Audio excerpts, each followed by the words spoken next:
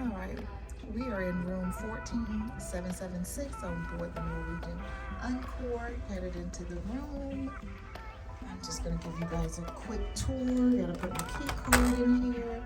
So this is a club balcony suite.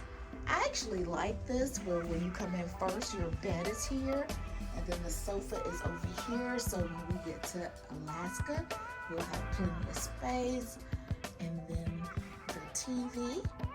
Okay. And also, take you guys out to the balcony and I'll do the bathroom and those other ones later. Pool, wash, and down. Alright, and this is our balcony view. Oh, it's actually looking better here today. It rained all day yesterday, but now it's clearing up. So look at Seattle. And this is our balcony. Pretty nice balcony space here.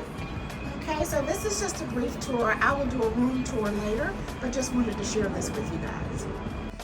And this is a quick tour of our bathroom. The only thing about this particular, with the club room, you do get the double sinks. So you get the double sink and the shower. And guys, it's a really nice size. It's a big size shower. I do like that. So you get a bigger shower with the club suite too.